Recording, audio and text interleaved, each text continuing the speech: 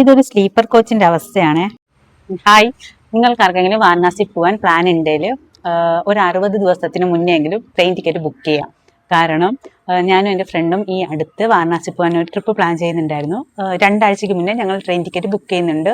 എറണാകുളം സൗത്തിൽ നിന്ന് ആരംഭിക്കുന്ന Patna super fast express ഇതിൽ പോകാനായിരുന്നു പ്ലാൻ. പക്ഷെ ഞങ്ങൾക്ക് ടിക്കറ്റ് കിട്ടിയിട്ടുണ്ടായിരുന്നില്ല. ഓക്കെ ഫൈൻ, ഞങ്ങൾ വിചാരിച്ചു ട്രെയിനിൽ കയറിയിട്ട് ഞങ്ങൾ ടി കണ്ടിട്ട് എ സിയിലോട്ട് കൺവേർട്ട് ചെയ്യാം, ഫൈൻ അടച്ച് നമുക്ക് ട്രാവൽ ചെയ്യാം. ഇതായിരുന്നു ഞങ്ങളുടെ പ്ലാൻ.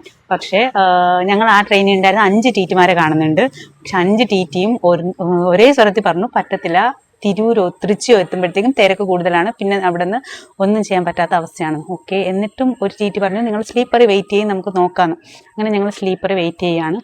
ഒന്ന് ഉറങ്ങി എഴുന്നേറ്റപ്പോഴത്തേക്കും സ്ലീപ്പറിലെ കാഴ്ച ഞാനിവിടെ ആഡ് ചെയ്യാവേ, അത്രയും തിരക്കായിരുന്നു. ഒരു മുട്ടുസൂചി തറയിൽ വീഴുവാണെങ്കിൽ അത് ഏതെങ്കിലും നോർത്ത് ഇന്ത്യൻസിൻ്റെ തലയിലായിരിക്കും വീഴുക. അത്രയും തിരക്കാണ്. ഒരു വൃത്തിയിലോ ഒരു ഹൈജീനിലോ ഒന്നുമില്ല. ആക്ച്വലി ഒരു പിന്നെ ഉണ്ടായിരുന്ന ഒരു 40 to 43 hours ഉണ്ടായിരുന്നു. ആ ഒരു 42-43 മണിക്കൂർ നമുക്ക് ആ ഒരു ട്രെയിനിൽ ട്രാവൽ ചെയ്യാൻ ഭയങ്കര ബുദ്ധിമുട്ടായിരുന്നു. സോ ഞങ്ങൾ പ്ലാൻ ഡ്രോപ്പ് ചെയ്യുകയാണ് ചെയ്തത്. എന്നിട്ട് തക്കാലം ഞങ്ങൾ നോക്കിയിട്ടുണ്ടായിരുന്നു, തക്കാലം വെയിറ്റിംഗ് ലിസ്റ്റ് ആയിരുന്നു. സോ ഞാൻ വാരണാസിയെ പോകുന്നതിന് മുന്നേ കുറേ റിസർച്ച് ചെയ്തിട്ടാണ് പോയത്. പക്ഷേ ഈ ട്രെയിനിൻ്റെ കാര്യം ആരും പറഞ്ഞ് ഞാൻ കേട്ടിട്ടില്ല. അതുകൊണ്ടാണ് ഞാനിതിവിടെ പറയുന്നത്.